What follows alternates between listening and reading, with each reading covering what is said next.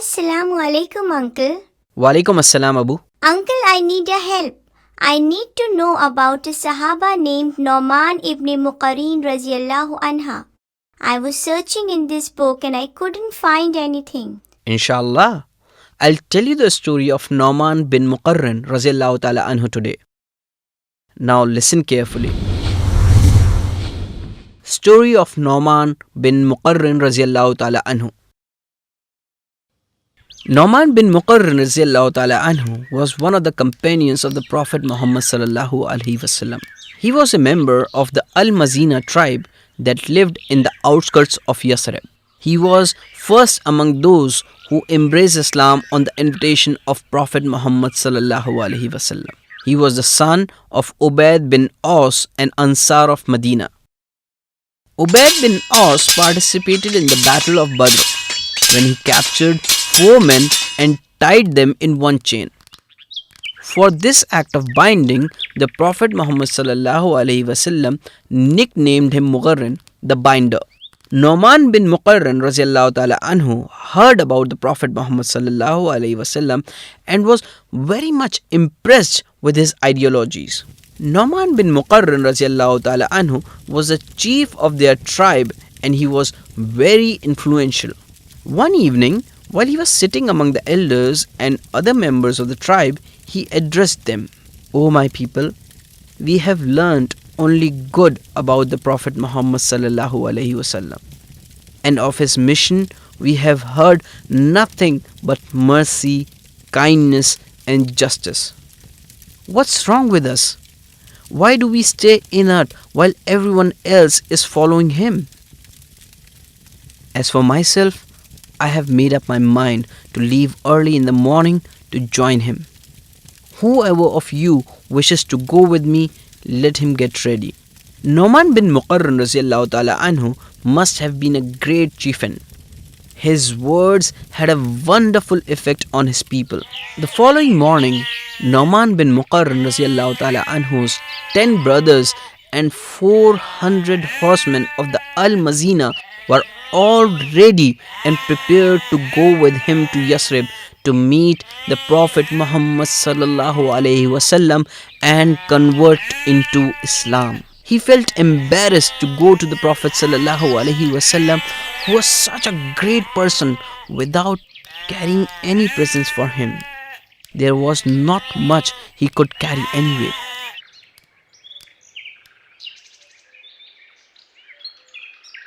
It was a year of drought and famine in Yathrib, and much of people's livestock and crops had perished. Still, they asked help from their fellow tribesmen and gathered whatever sheep and goats were left. They drove the flock before them and traveled to Medina. Once they reached Medina, they met the Prophet Muhammad sallallahu alaihi wasallam. There, in the presence of the Prophet Muhammad sallallahu alaihi wasallam, he and his fellow tribesmen, they announced their acceptance of Islam.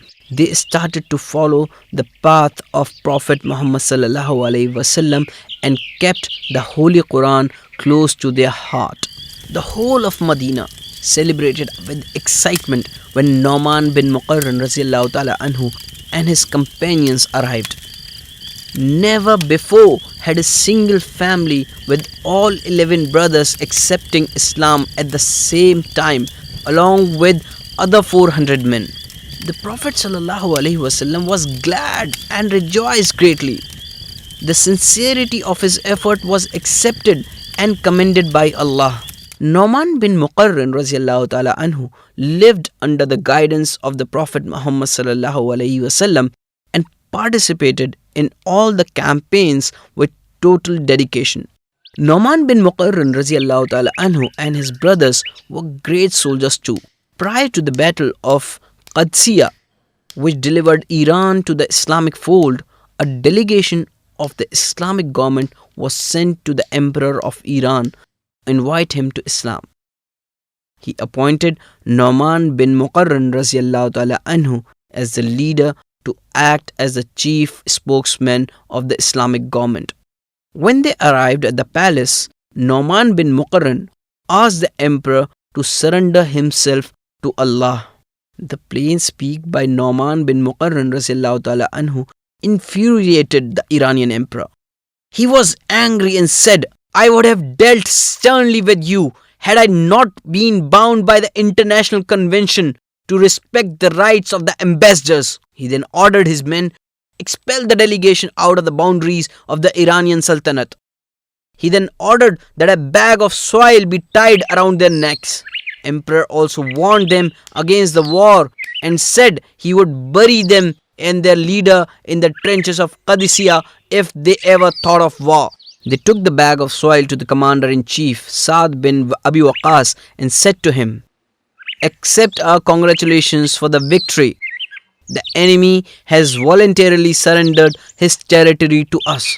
A battle with the Persian army broke out, and the Prophet's army won. The victory paved the way for the Muslim advance into the plains of the Euphrates and the Tigris. Prophet's followers were still facing great threat from the enemies.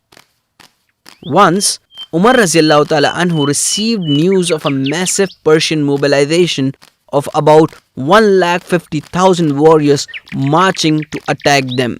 He thought of leaving Medina and facing the massive threat himself.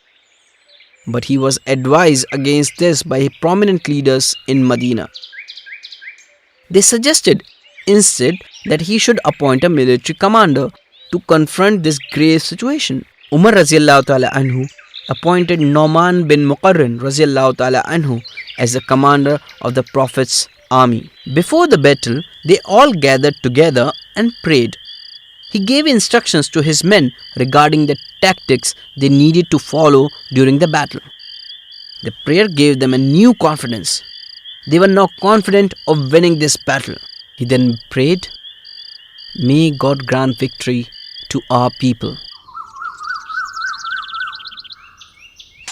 In the battle, the Muslim forces emerged victorious. The Persians never recovered themselves.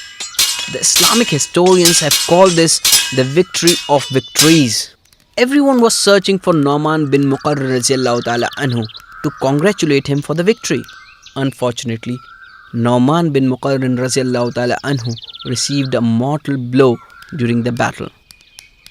His brother took the standard from his hand and covered him and concealed his death from the others. He was killed during the second phase of the Battle of Nihawand on the third week of December 641. As people came searching for their leader, Noaman ibn Muqqarin radiallahu ta'ala anhu, his brother removed the chadar to show them the body of Noaman radiallahu ta'ala anhu. He had fallen martyr but delivered the much needed victory. His death was a great shock to everyone. They sent the message to Umar radiallahu ta'ala anhu about the death of Noaman bin Muq'rin radiallahu ta'ala anhu. When the news about the death of Noaman bin Muq'rin radiallahu ta'ala anhu was delivered to Umar radiallahu ta'ala anhu, he placed his head in his hands and began to cry. He contributed a lot for his fellow Muslims. He gave his life for the prosperity of Islam. He was a great leader and a great soldier. That's true. Thank you, Uncle, for today's story. You're welcome, my son. I have to leave now. I'll tell you another story next time when we meet. Ma'assalam, Uncle. Ma'assalamu, Abu.